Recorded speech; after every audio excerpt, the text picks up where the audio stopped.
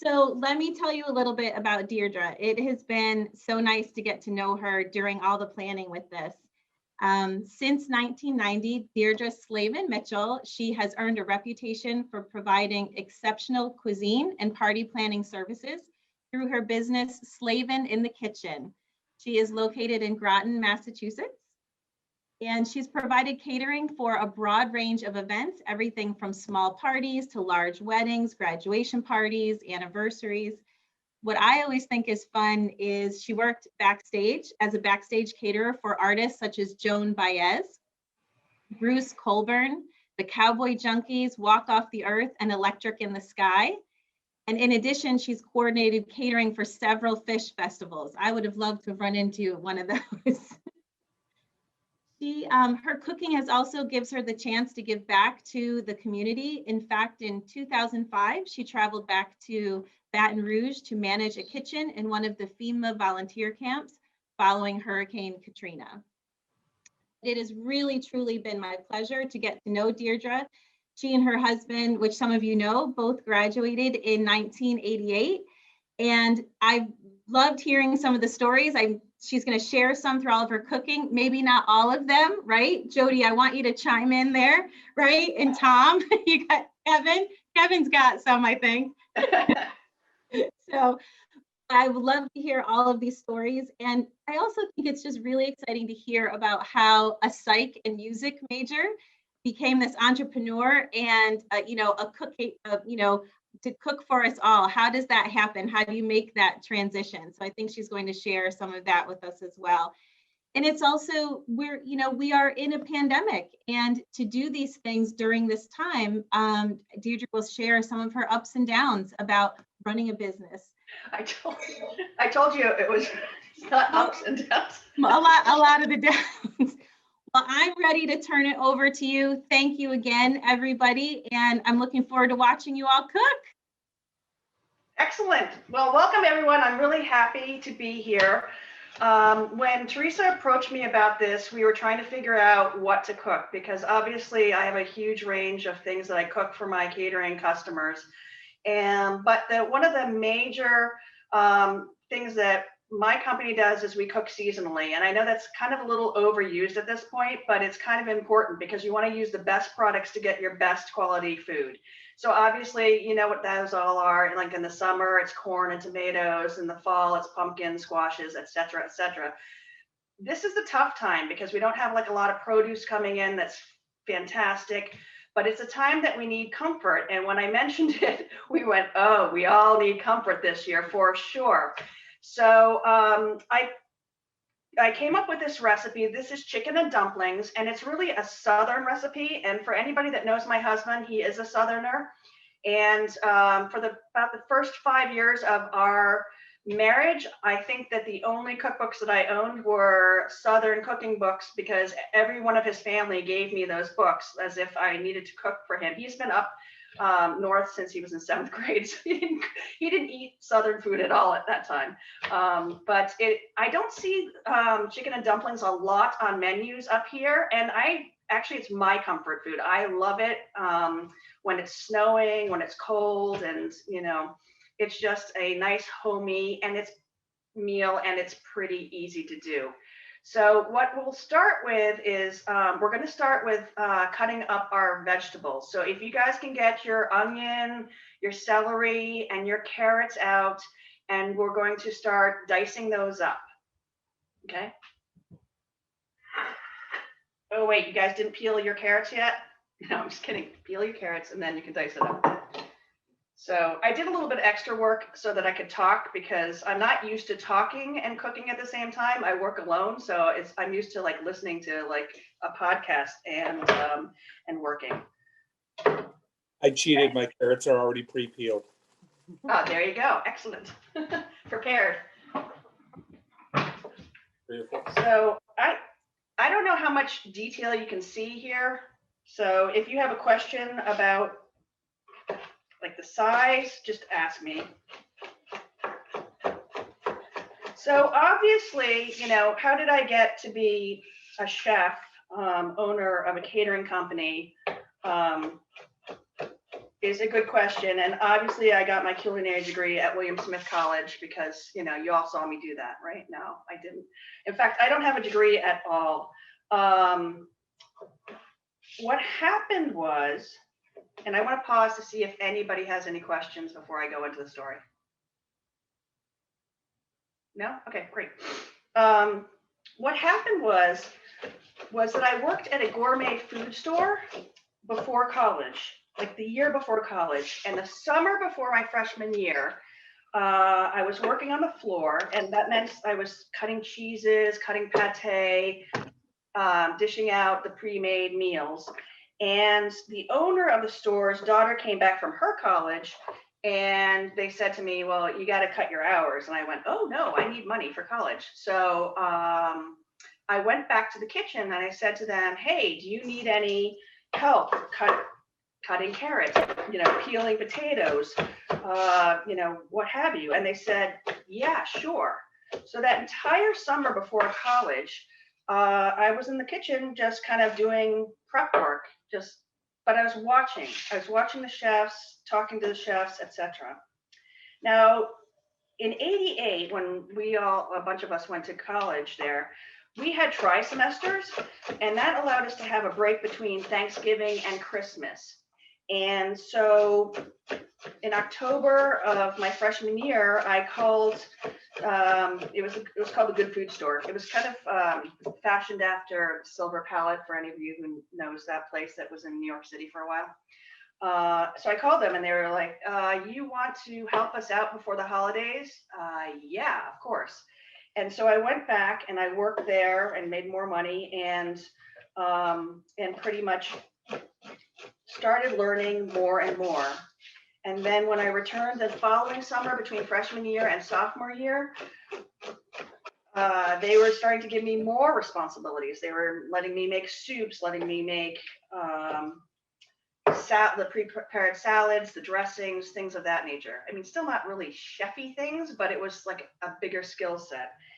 And I kept going that way through my junior year. And then I decided I need to actually go work in psych, since that's what I was going to school for. And so I worked in psych during the day, like an inpatient psych unit. And then I would go there in the evening and they'd leave me a list of things to do, because at that point I had gotten enough skills that they trusted me, I guess, which is kind of cool. So right now what I've done is I've chopped up half a cup of carrots and a half a cup of celery. And no, you didn't see me measure it. This is not a really precise recipe. This is country cooking from the South. So they probably used what they had, you know, oh, we have 2 carrots, we'll cut that up. We have, you know, celery, we'll cut that up. That's just to kind of give you a ballpark of the amount that you're supposed to be using. I will pause while So question on the onion, how small, when you're saying dicing, like how small are you getting? Yeah, let me show it to you.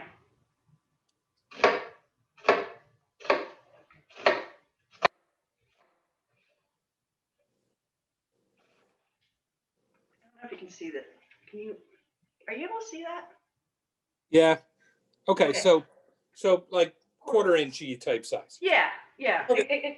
It should match all of your veg. Should kind of cook Okay. in the same kind of vein. And usually that's true because you usually want your veg to cook consistently. You don't want bigger chunks of something that's going to take longer. And so the measurement on the onion is a medium onion. Medium onion? Yes. Based on the other onions that were in the store, that's a medium. So yeah, so I went back to the Good Food Store that year, and then that was kind of it for me. And I moved on after college. I worked in a psych unit, and then I went and got my master's in public health at BU. And my plan was to run a hospital, which frankly, today I'm so happy I'm not doing that. And at that point, Rich and I had gotten married, and we we had a child. So the decision, you know, you have these decisions in life, you know, like, do we go send them to daycare, what have you? And it was just decided, because I was in healthcare and that doesn't pay a ton of money, that I would stay home and be with the kids. But I never really actually stayed home, you know, completely. I was always either working in psych per diem and things like that. And at one point I said to Rich, you know, I want to do something else. And he said to me, well, everyone always loves your cooking, which I will honestly tell you is the worst way to get into the food business, because what everyone doesn't understand is the business piece of it is the most important thing in running a successful catering company. Luckily, I gotten a lot of business courses under my belt through the public health, you know, because I was going to run a hospital. And so I've been able to kind of apply some of those principles to the catering company. And so I created Slavin in the Kitchen Catering. And I was lucky that it was the 80s when we got married, because I hyphenated that name. And it only made sense like later on when, you know, I created the name of the company. And now everyone laughs that, you know, I use Slavin. And so I did it for years, and I did it kind of in between staying home with the kids. And then for a while I worked in another catering company doing sales, which I loved. And then I went back to it full time, and that's what I've been doing since. So how are we doing with the cutting? Because I don't want to move beyond where you guys are.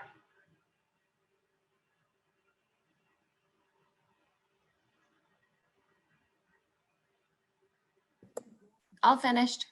Okay, great. Thank you. All right, so now we're going to take the 2 tablespoons of the butter.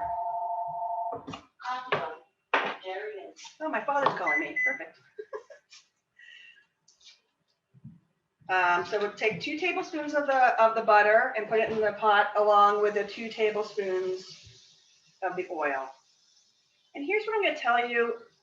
Now, my kids tell me I'm actually a terrible teacher when it comes to cooking, because it's so innate for me that they'll say things like, well, when is it done? And I'm like, when it's done? What do you mean?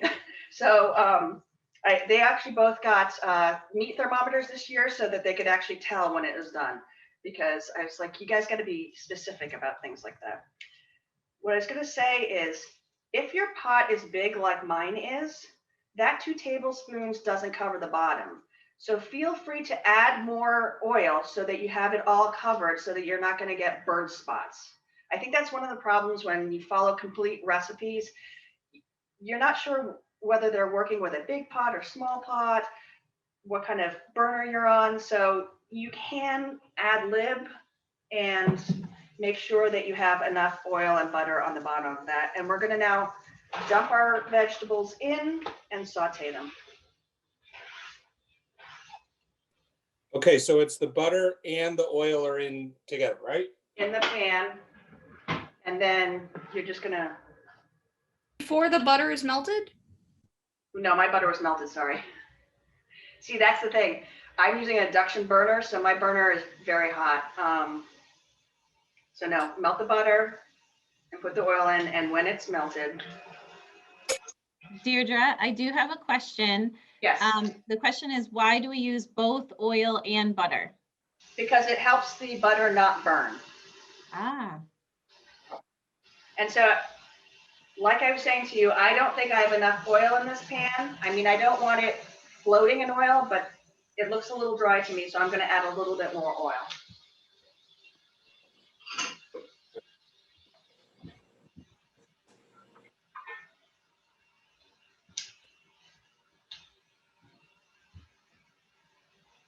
So while these guys are sauteing, I'm going to have you guys get your chicken thighs and your chicken breasts. And I'm going to go off camera to grab it out of the refrigerator.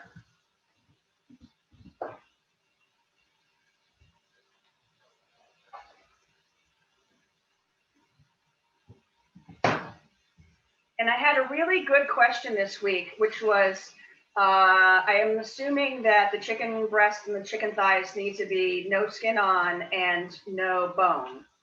And I responded, no, they should have a bone and they should have skin. And the rationale is that bone and that skin adds a lot of flavor to your stock. If I was doing a stock in the kitchen, like just a chicken stock, I would put skin and bone in and then cook it for 6 to 8 hours, removing the meat, and then I would cool it down and then put it in the fridge, and then I would remove the fat that would have come from the skin of the chicken, so that I basically defatted it, but it still would give it more flavor than if I just used plain chicken meat. And Deirdre, just to go back to the diced veggies, do you want them in smaller, tiny pieces, or it's really a preference? It is a preference. Yeah. It's just going to take a little bit longer. If it's larger, then it's going to be, it's going to take you a little bit longer to cook the stew. Okay. So Perfect. wait for everyone to have their meat. And what we're going to do is we're going to salt and pepper it.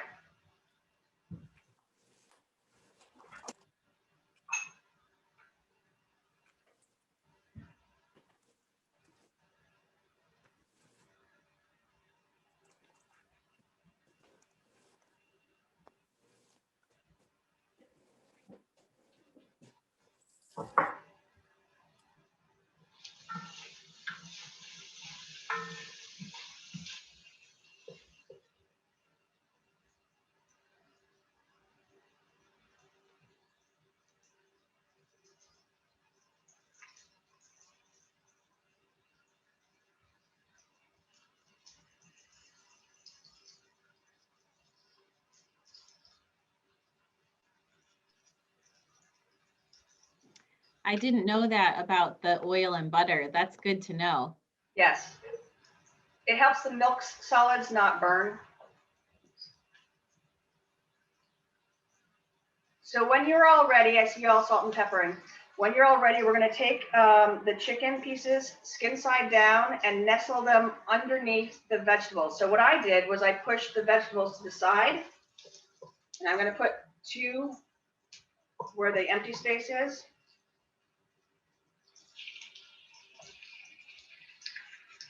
And then I'm going to cover them with the vegetables, create the other side.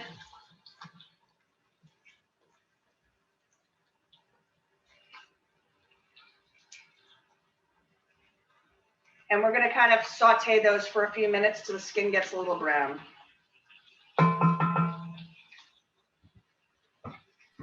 Deirdre, what kind of heater you have under this? Sort of a medium, a high? Yeah, I have it on medium. Okay, cool. And then I just went to wash my hands because we were touching chicken, so we don't want to.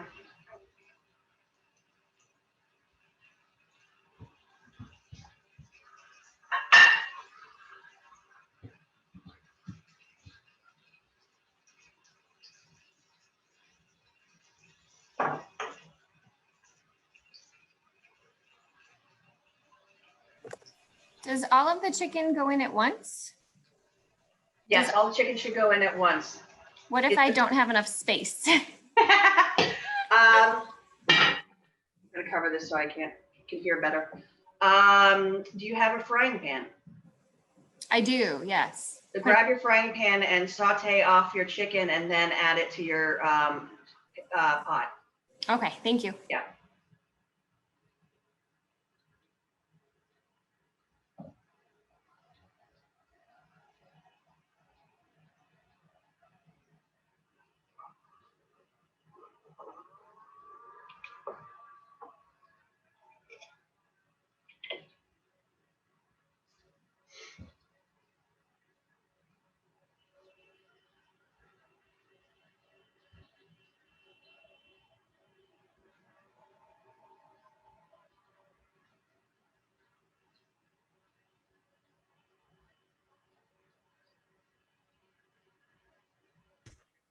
Starting to smell really good in my kitchen, Deirdre.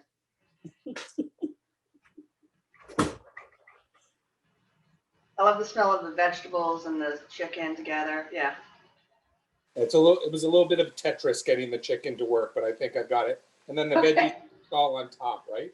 Yeah. Okay. We're going to end up simmering the chicken. So it's really just about kind of getting some brown on that skin and allowing some of the chicken fat to render into your pan to add more flavor to your broth.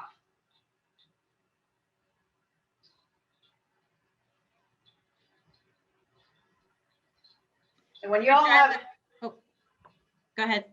when you all have it in, just let me know, like give me a thumbs up or something. Okay, I have a quick question. Yes. Just because Jennifer got in a few minutes late, I told her no problem. Yes, we put salt and pepper on the chicken as well. Yes. Yep. And she has a couple extra thighs. Can they be added? Throw them in. Yeah, that's what I. Yeah. So the original, the OG recipe for this calls for a whole chicken, but in order to make it fit this 1 hour time frame or like an hour 15 time frame, I thought it would be much easier just to do 2 breasts and 2 thighs. It just makes it a little bit more simplified so that you're not having to play around with a whole chicken.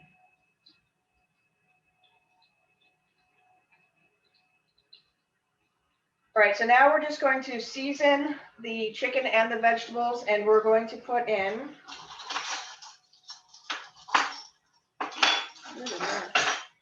we're going to put in a ½ teaspoon of the thyme.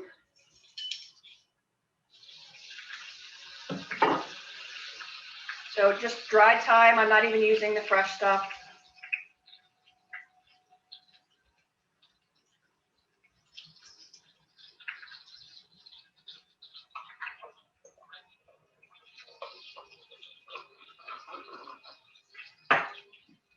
And then we're going to put in a ¼ teaspoon of turmeric. And I'll be honest, I think this is just for color, because when you see your broth, you're going to see it has a really nice yellow color, which is just very appealing. And I think that's what the turmeric is really for. Doesn't give it a lot of turmeric flavor, but turmeric's good for you, so I'm not going to complain.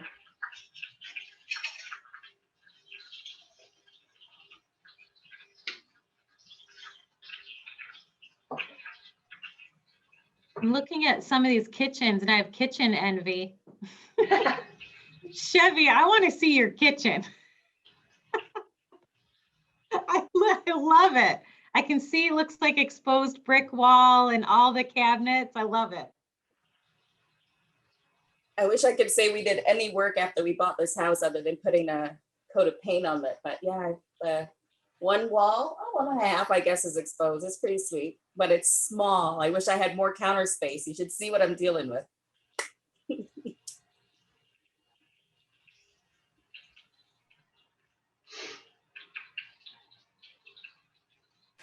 And we're just not stirring or mixing anything around. It's just letting it sit and render and crisp up. Yes, because now what we're going to do is we're going to add 6 cups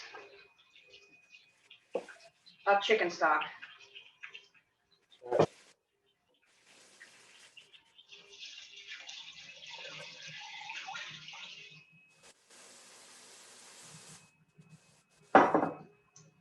And you're going to put your lid on and set a timer for 20 minutes.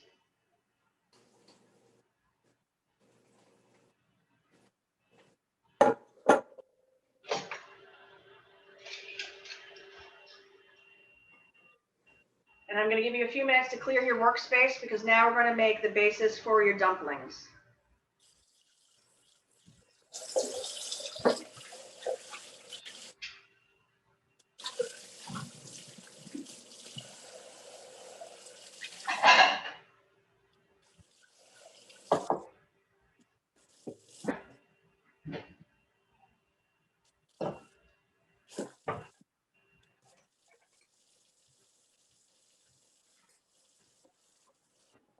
How's everyone doing? Good?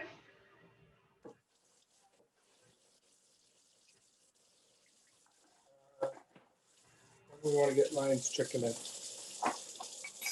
Excellent. So once you get your workspace cleaned up, I want you to grab a bowl, something of this size. You see it?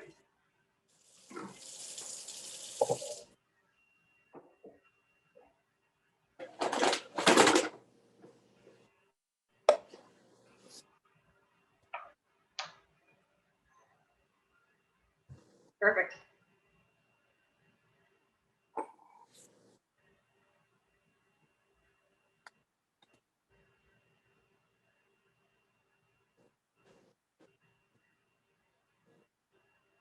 Flour, 1.5 cups of flour.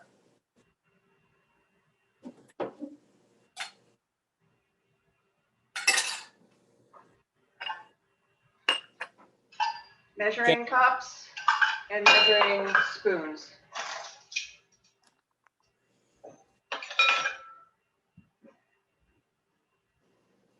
Flour, cornmeal. And a whisk is helpful.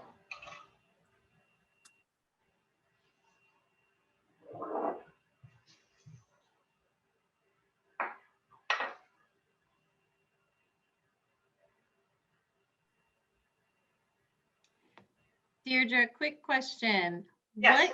What heat level for the chicken stock in that pot? It is a medium. So probably what you want to do is you probably want to turn it up until it starts boiling and then turn it down to a simmer. What we're doing is we're poaching the chicken that's in that pot.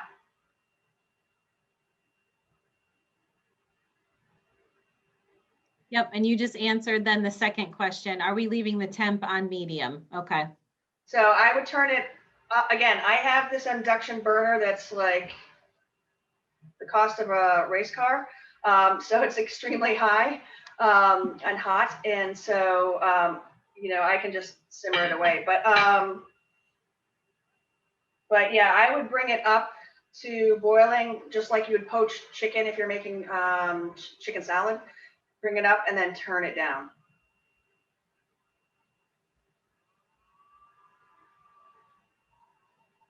It looks like everyone's kind of ready. So we're going to start with the flour.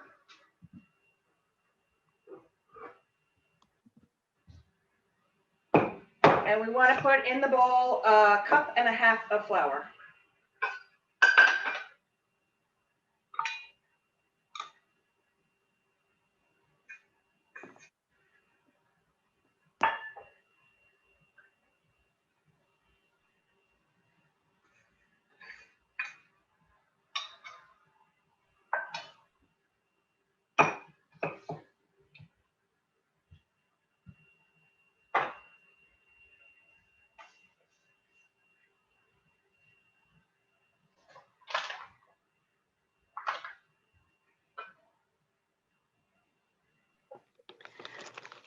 My almonds right now just aren't cutting it while you guys are all cooking.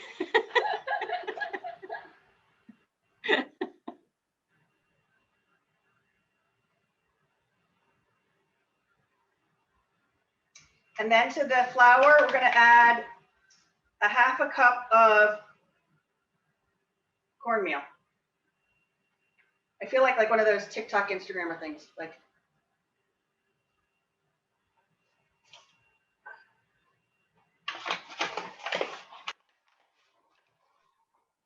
Robin's got it. She knows how to TikTok it up. yeah, they always do that hand thing. They go.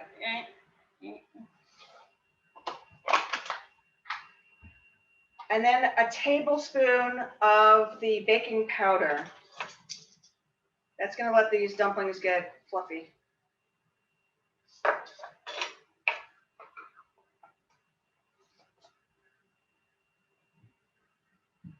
By the way, Deirdre, Yes. Rumford baking powder, which is Okay. the original Rumford baking powder company, is about a half mile down the road from my house. Oh, really? That's awesome. Yeah, now a cool mill complex with a couple restaurants and 7 Stars Bakery and some offices and a lot of apartments. But it was the original Rumford baking Oh, that's soda. very cool. Yeah, factory. Cool, great building. And to the flour, cornmeal, and baking powder, we're going to add a teaspoon of kosher salt, please.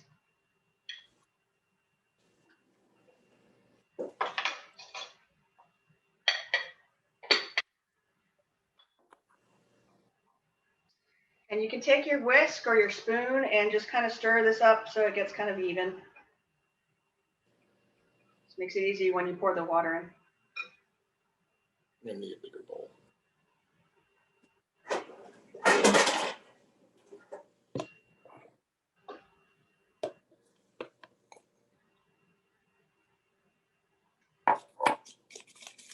And now if you can all get your wet measure, because we're going to add half and half to this. I'm going to get it in my fridge.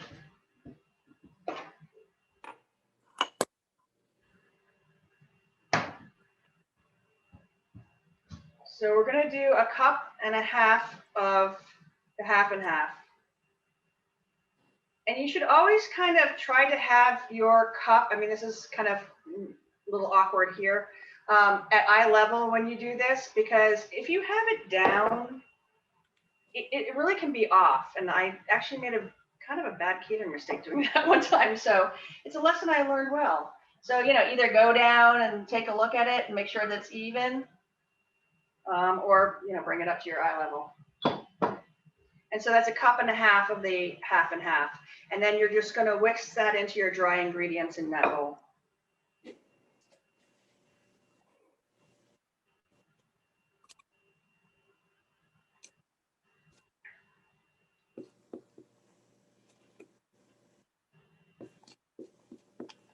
So Teresa, I feel like you didn't get some of the super cool rock stars that I actually catered for, like Tom Petty and Kid Rock and Oh, yeah, I don't like, maybe the stuff didn't have it in there, but I think, right, that you got to put that on your website. yeah. Who is the coolest you've ever Yes. Yeah. Okay, cooked so for? I will say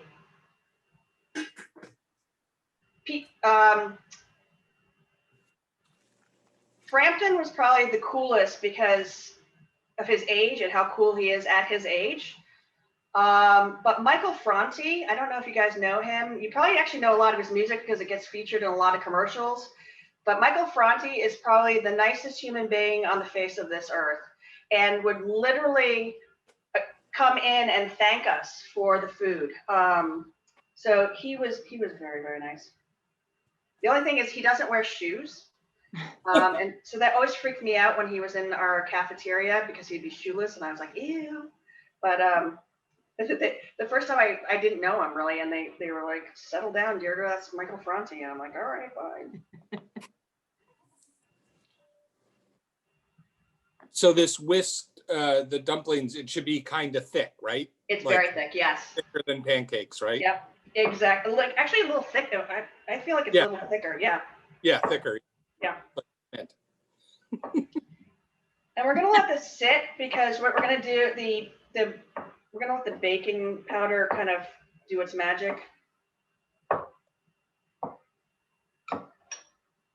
Right, so there it is. It's gonna sit. Okay.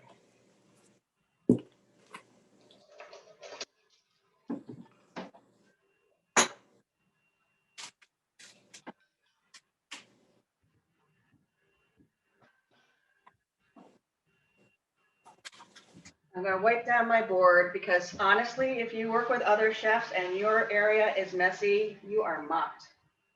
It's kind of a thing.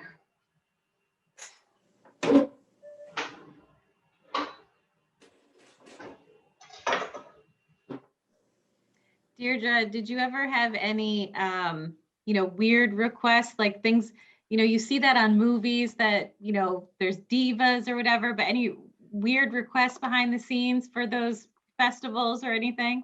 No, the festivals were pretty straightforward. I mean, we did a lot of,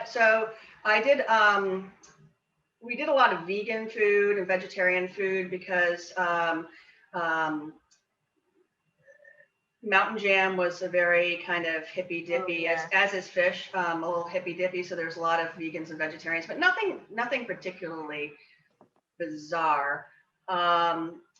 I have done a wild game dinner with some other chefs, and that was definitely bizarre. We cooked an alligator. We cooked all sorts of creatures, octopus, rabbits. It was a game dinner. So but it was the first time I've ever cooked an alligator. So Oh my gosh. Yeah. yes. Kevin, I'm laughing at your comment. Is there more to that other than Rich's? Rich has just got some very unusual tastes in food and beverage. Gotcha. And that's just based on his Facebook posts.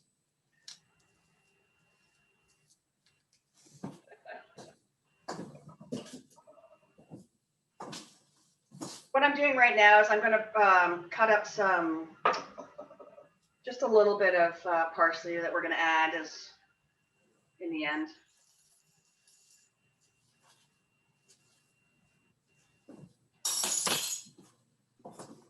Deirdre, it's Tom. I'm worried about the consistency on our dumpling here. What should the consistency look like? Ours looks a little soupy. A little soupy? Not too soupy, I mean, it's but getting thicker, it's but, getting thicker. oh, let's Okay, see. so that's what mine looks like. So if you feel like yours is thinner than that, I would just add a little bit more flour. You're not going to Okay. destroy it.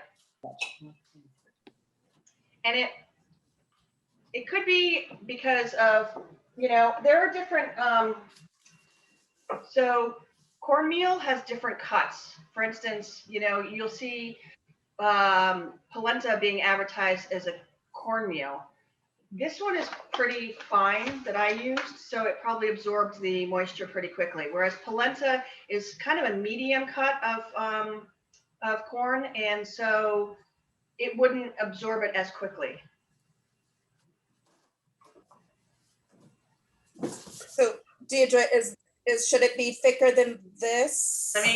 I'm gonna stick my face right in the camera because I can't see it. Okay, hopefully I don't scare anybody. It's okay. Do it again? Like this. That's a little on the Soupy? thin side. Okay. Just add a little bit more flour. Okay. Because what's gonna happen is when we're done cooking this broth, we're gonna pull out the chicken, we're gonna shred it, and then you're going to put those dumplings in there on top of the broth, and they're gonna steam. So if it's too soupy, they might drop to the bottom. That's why I want a little thicker. Okay, Deirdre, could you check out ours? Okay. It's not the greatest setup to. Is that? That's a little on the thin side, so add a little bit more flour. Thank you. Thank you. My whisk is standing straight up, so I'm thinking it's thick enough. Yes, exactly. So is mine. See, it's exactly. And And again, just I think it's probably due to the differences in the different cuts of the cornmeal. And I just put in my 2 extra leftover pieces of chicken thigh, drumstick, and chicken breast because we have 4 18 to 20-year-old boys who are smelling the food. Oh, absolutely, yeah. And I'm probably going to finish this before you guys will, because you need to cook yours for the full 20 minutes to make sure that your chicken is cooked through. I pre-prepped some chicken so that we can kind of get through this within an hour. So if you have time now, grab some parsley and just do a little chop on it, okay? And I'll tell you, I got flat leaf parsley because it was the only thing in the store today. Red sauce. But I have to say that I'm really enjoying the curly parsley these days. I don't know why. It's just like it has like a resurgence in my life. It was like very, speaking of when we went to college, it was very 80s. Remember, they stuck it on every rim of every like plate ever. But as far as like a garnish on top of meals, I find that the curly parsley is a little bit better because it has like a little bit more texture and body. I've been doing, so Teresa mentioned, the pandemic. And so obviously we had been kind of fully booked with weddings this year. And most of them, actually all of them got moved to 2021. And we actually did a couple of weddings, which was very unusual. We now own these big plexiglass things that go in front of buffets, which we probably will use into the future because I do think people are going to have different levels of anxiety because of the pandemic. But we did do a couple of weddings. But mostly I've been doing, we pivoted in April and I started doing meals to go that would be delivered to your houses. And so I have kind of a loyal following of people that want to take the night off. They're so tired of cooking. And we have menus that get published every month. It's on my website and people are ordering off of those. So I've been garnishing a lot of meals is where I was going with that. And probably why I suddenly like curly parsley more. But, you know, if the catering business is any indication of things to come, I've had more inquiries this January than I've ever had for 2021. You know, and they're in the industry, they're calling it the year of love, a little corny, but I think that people are anxious to get back to life, anxious to get back to celebrations and, you know, and have their weddings. So some of them are smaller than maybe they would have been. And that's not bad in my opinion, because sometimes those are the more fun where people really get to be with each other instead of the 250 person weddings that we were doing. But yeah, there's going to be a lot of weddings this year. So we're hoping that we don't get too burned out, but you know, it's all good.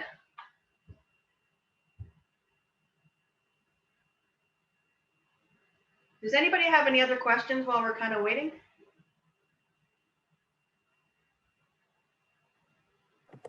You said that you used kosher salt. Do you Yes. use kosher salt and never table salt? I never use table salt. No, I always use kosher salt.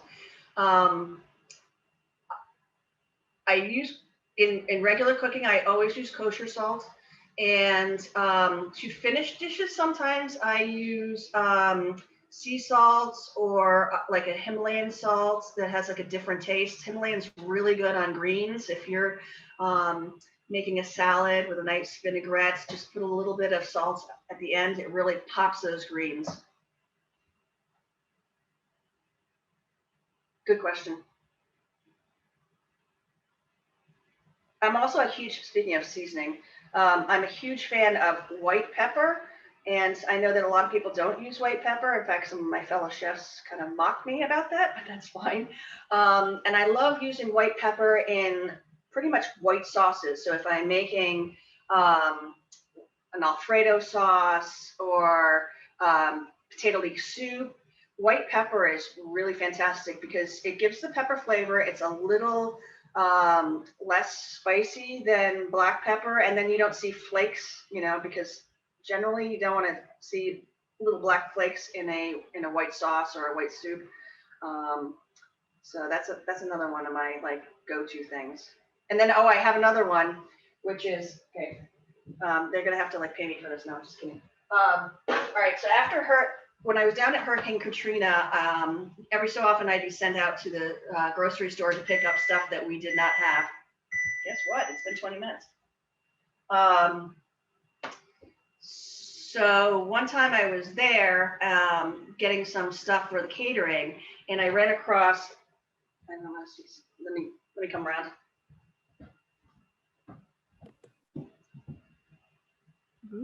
This spice mix here called Slap Your Mama, which I bought as a joke for Richard, my husband, except that it's become a staple in my house and a staple in our catering company because it's a great just general mix. It's fantastic, sprinkled over a chicken and just put it in and roast it. But it's a great like all-purpose seasoning. So I buy cases of this, and now I can be an influencer for them.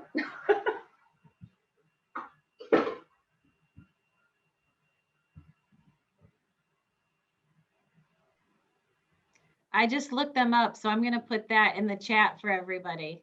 Okay. Thank you. There'll be a link on our profile. I'll also write them and say, hey, I think she needs something for this. Just added to my Amazon cart. As long as we're not having like any kind of like fake music festivals on an island somewhere, we're good. Deidre, do we turn the fire or the stove off now? When the timer goes off, or leave it? Yeah, my timer went off. I had it on kind of high.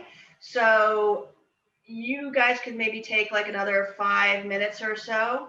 What you probably want to do is you probably want to pull out one of your pieces of chicken and make sure that it's cooked all the way through.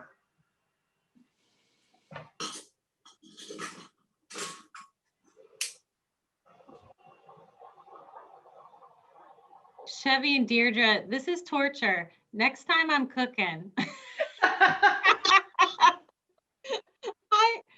I'm loving this, but I'm like, I just want to eat. So I am going to pull out my chicken right now, and you guys can be checking on your chicken. And again, you know, if you need a few more minutes, you can take a few more minutes on the simmer. But I'm going to pull mine out, and we're going to put it on a plate. What do you think? I mean, because this is the thigh, it's still going to be dark. Yeah, it's going to be dark. You just don't want it red and bleeding. No, I think that looks fine. Looks good, right? Mhm.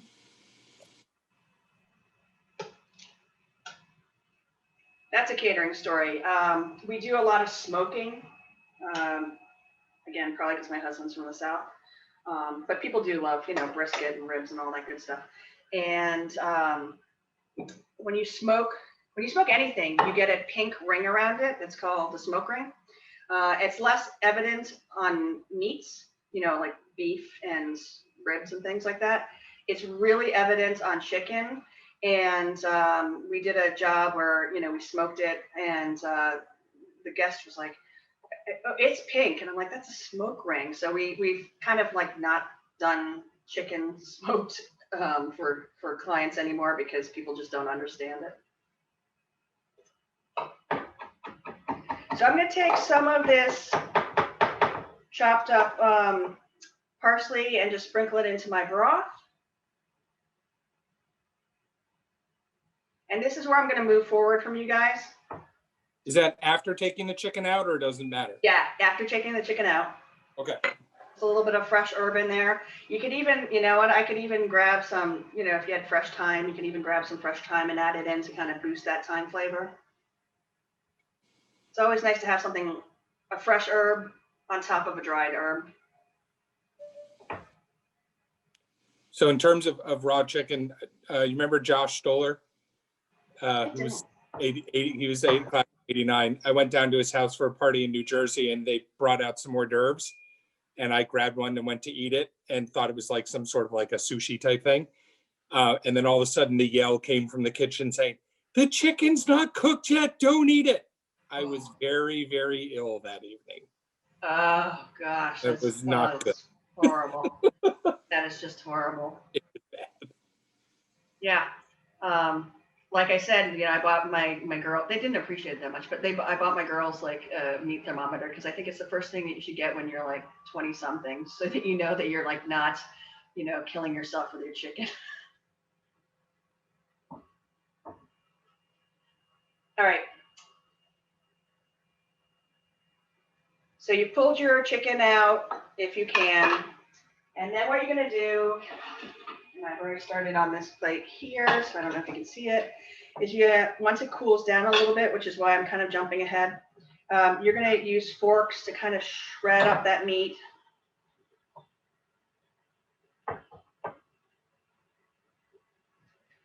And then you're going to take that shredded meat, I did it already here, and you're going to put it back in the pot.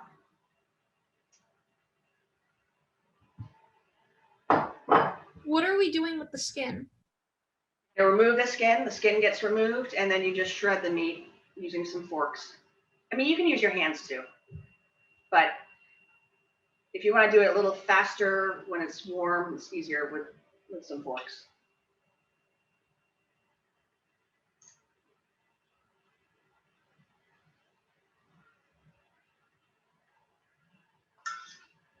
And at this point, we're going to add a half a cup. All right. Yep, a half a cup of heavy cream to your broth.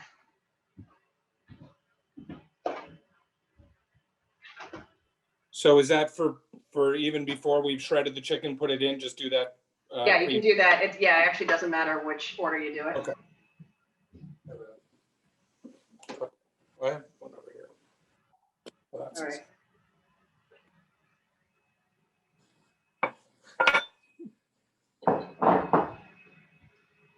And then at this point, grab yourself a clean spoon and taste your broth and make sure that it doesn't need more salt and pepper or anything else.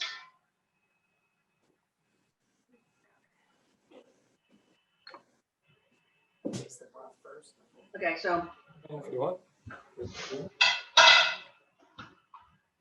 for mine, I'm going to do a little bit more salt and pepper. The broth really didn't have any, it was just on the chicken. And then I'm going to do a little bit more salt because I used unsalted chicken stock. So it needs salt. Oh, you got to break up those chicken stock. It just, It will. Yeah. I don't think it needs salt. I would put a little pepper. But not like pepper.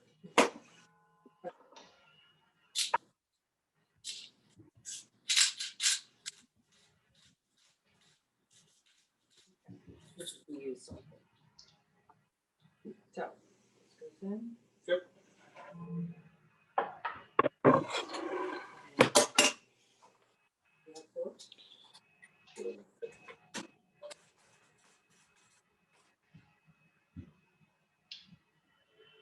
Now making sure that your stock is on a simmer, not boiling. What we're going to do See, that chicken looks red to me. Yeah, that does look too.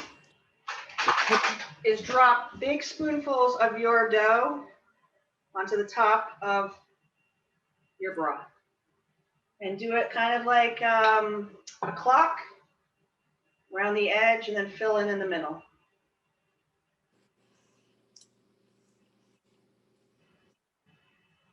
Yeah, I think we could put that back in for a couple minutes.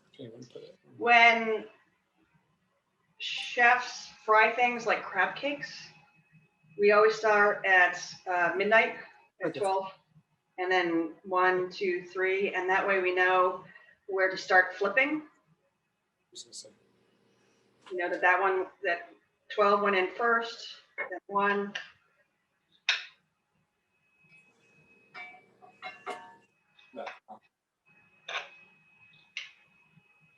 That's amazing to me. You're just spooning them in right into the broth. Right into the broth. You think this is done? And I don't know about you guys, I got 10. How big are they? How big? About how big are the dumplings? Like, Can you see that? Like, okay, there's no ball that in between a golf ball and a, it's kind of between a golf ball and a baseball. It's like this big. so it's good sports analogy. Do you have boys? It's a bad sports analogy, I think. No, it's good. And then I'm going to take more of that parsley and just sprinkle it on top of the dumplings. And then we're going to cover it.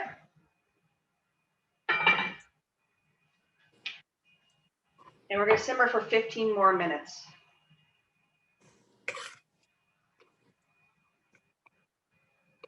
Do another bowl for that?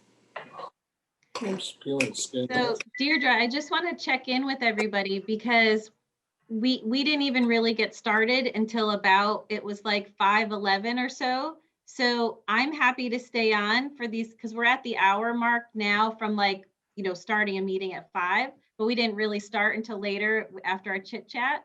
So I'm happy to keep going, staying on for that 15 minutes to, see what happens to everybody's dumplings.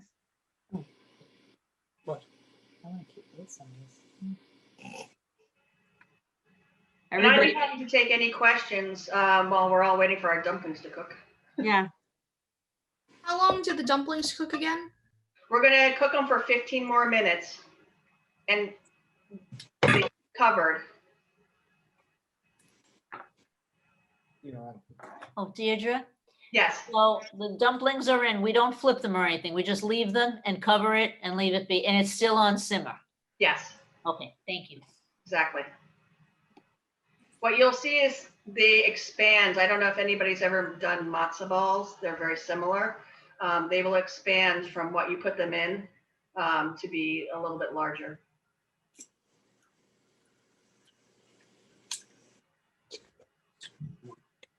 And let's see, Deirdre, the chicken simmered for about 20 minutes, right? Yes. Before this? Yep. Yep, 20 minutes. How is it gonna be plated? Do you just put this in like as a soup bowl, like a stew type thing, or do you ever do it for It a is a rice? stew, yeah, yeah. Just put it in a bowl and everyone gets a dumpling on top and yeah. So you don't like another rice or something? No, because the dumplings are actually going to be thickening up that stew a little bit. You know, it was pretty brothy when you put those dumplings in, but it's going to thicken up a little bit. Well, when we put the dumplings in. Okay, still- all right, that's fine, that's fine. It's hard to keep everyone like at same. No, that's fine. I always have problems when people are like, how should I reheat this? I don't know your oven. And I do have a client that has an oven that it must be easy 25 degrees below what it should be. And I've been there trying to do a party for them and try to do scallops wrapped in bacon, and it's like taking forever. So I learned, when I learned after the first time that to pre-cook the scallops wrapped in bacon and finish it in their oven. I think that's the hard thing about catering, is that you walk into so many different kitchen scenarios, many of which are out in a field. Deirdre, some of our dumplings still look a little white on top. Do I need to make sure that they're like more submerged, or turn up the heat at all, or You just? may want to turn up the heat because they're going to steam. And Okay. I mean, let me look at mine. Yeah, mine are still looking a little white on top, and they're not going to be brown, but they'll be more cooked through. So just give it some time. I forgot to set well, it's been 10 minutes. So no, I would love to do more recipes. And actually at one point in my life, I had wanted to write a cookbook for kids that were in college, so simpler recipes that you could do using minimal equipment, whatever you have in your, in your rented apartment, your oven, your microwave, whatever, because I thought that would be fun. So, all right, so I'm going to come around again so you guys can see what it looks like. So when it looks like that, pretty firm, you are all set. Look at that. Looks good. Well, I can't thank you enough, Deirdre, and everybody who was involved tonight. And yes, thank you. Big round of applause. We can unmute very and give good. you a Thank round you of very much. applause. Enjoy it.